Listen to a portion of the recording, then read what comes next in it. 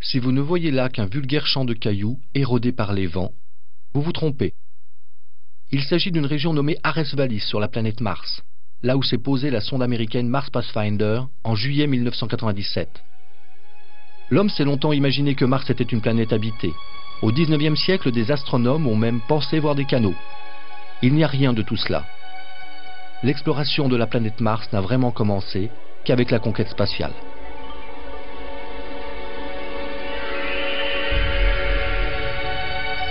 Alors, la première sonde qui nous a vraiment appris quelque chose sur la surface de Mars, c'est la sonde Mariner 9 de la NASA qui s'est placée en orbite autour de Mars en 1971.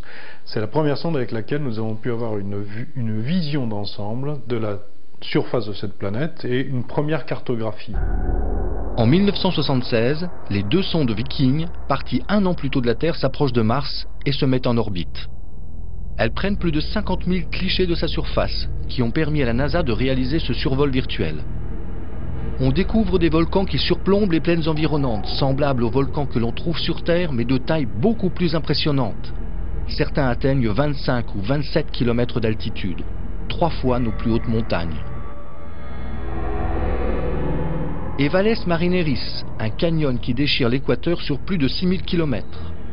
La hauteur de ces falaises varie suivant les endroits, entre 2 et 7 km. Mais la vraie surprise que nous offre l'émission Viking, ce sont ces images devenues historiques. La première image noir et blanc d'un paysage martien. La première image couleur, où l'on découvre une région plate.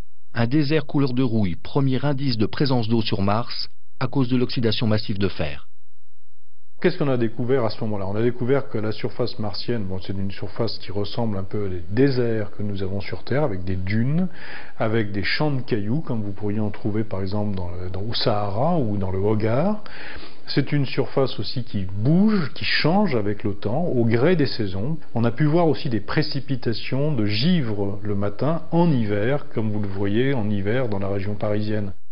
La sonde Mars Polar Lander, perdue en 1999, aurait dû entre autres envoyer des enregistrements sonores de la planète. On aurait pu entendre le bruit du vent. La sonde qui aujourd'hui fournit le plus d'informations, c'est Mars Global Surveyor. En orbite autour de Mars depuis 1997, elle donne des détails d'une précision exceptionnelle.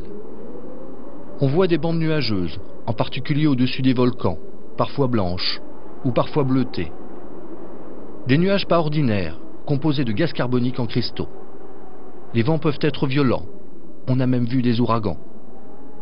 Alors, l'atmosphère de Mars n'est pas respirable pour nous. C'est une atmosphère quand même à 95% de dioxyde de carbone.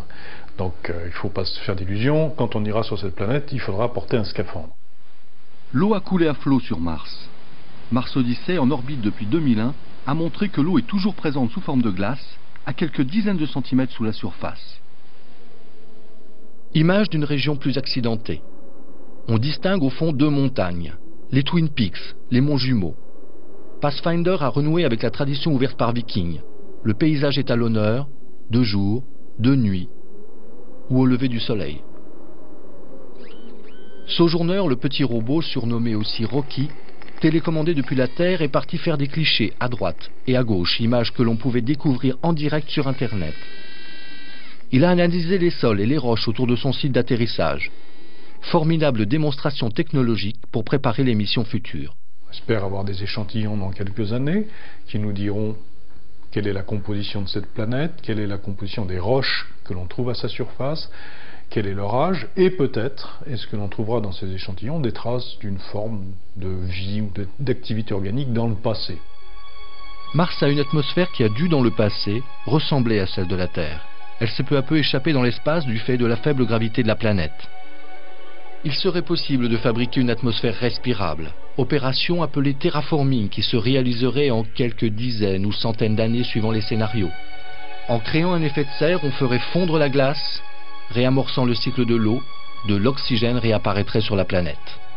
Qui dit créer une atmosphère, recréer une atmosphère sur Mars, ça nécessite des moyens importants, une énergie considérable, peut-être en remobilisant l'eau qui peut se trouver encore dans le sous-sol martien, mais dans quel but? Et surtout, comment ferons-nous pour conserver cette atmosphère? Car comme je vous l'ai dit, cette atmosphère ne pourra pas rester là indéfiniment, elle se dissipera à nouveau dans l'espace. Mars est devenu un nouveau monde, avec ses paysages et ses saisons. Rien n'empêche plus d'imaginer qu'un jour l'homme puisse y poser le pied. Qui sait si Mars n'apparaîtra pas à nos descendants comme une oasis dans le désert interplanétaire.